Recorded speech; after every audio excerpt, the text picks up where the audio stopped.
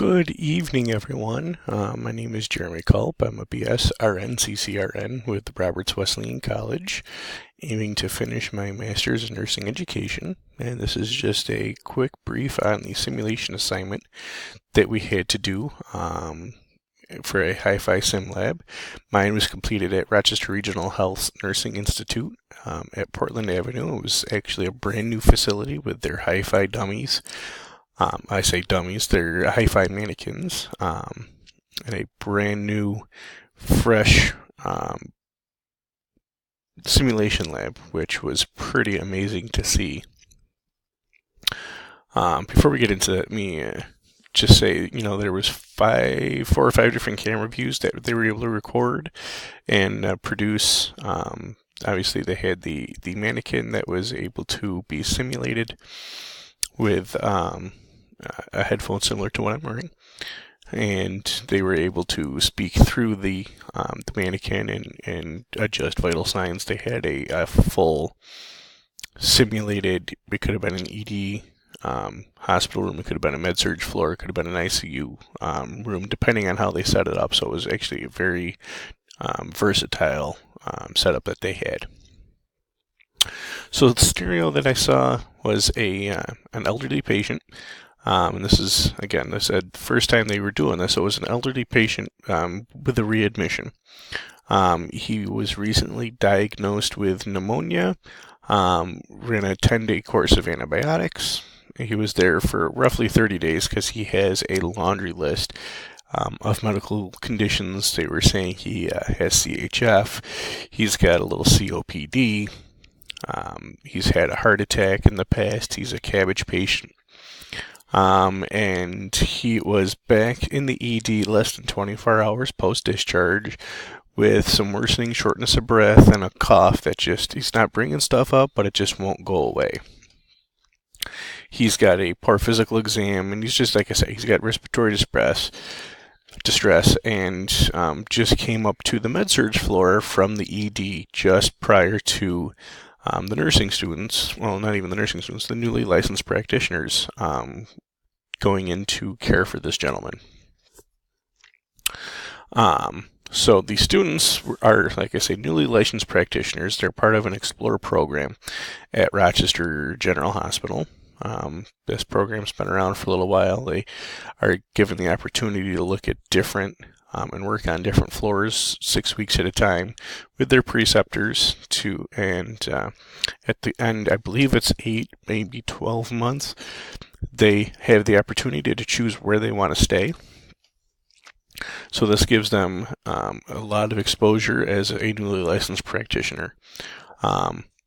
So before they started their simulation, they were all briefed by Deb, who was the leader of the simulation, and they got a full SBAR report stating exactly what I said the scenario was a layout of, how he was recently discharged and he's back within 24 hours, has this cough, can't bring anything up, has a little bit of a fever, just came up from the ED, and they were playing this is what the ED has said and that's it for part of the report. So really leaving a open-ended picture for the students to have to learn and work with.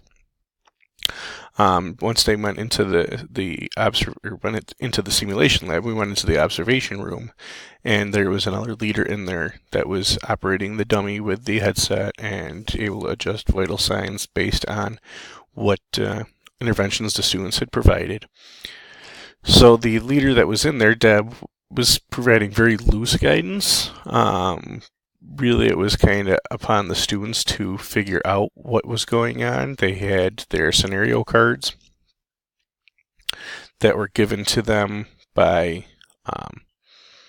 Deb during their brief. So it gave them their roles, what they were supposed to be doing, what they may be doing. So there was 3 nurses. There was one that was playing a respiratory therapist, one that was playing a provider. So it gave everyone an opportunity. One was the charge nurse. So the 3 nurses went in, started their assessments, and they were supposed to figure out what was going on with the patient and make sure, they were providing stuff. If they had questions, they had resources they could ask. So the patient was laying supine in bed, and it took him a very long time to get him sitting up with the respiratory distress, which, it was a very intimidating room. It was an intimidating scenario because this is something that they weren't expecting, which, that's what nursing is. That's kind of what I see as the fun part of nursing. But in a scenario like this, it's really good. It gives them that they have to think on their feet and think outside the box a little bit and think everything through, but also know how to use their resources. So afterwards, they were able to debrief, which was great. It was very objective. All the personal opinions were left out of it. There wasn't anything, name calling or finger pointing. Everyone participated and everyone was able to think through and look at the scenario, which was really cool. Again, they had the 5 different camera views, so they were able to play it back, watch everything, and then kind of pick apart their own techniques and what they did right, what they did wrong.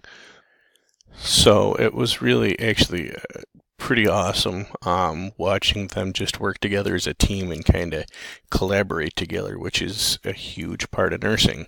So the fact that they were able to have these aha moments, if you will, and kind of build off of each other and see, where they missed or what they missed, and how they're probably going to never make that mistake again, because they've practiced it in a safe environment.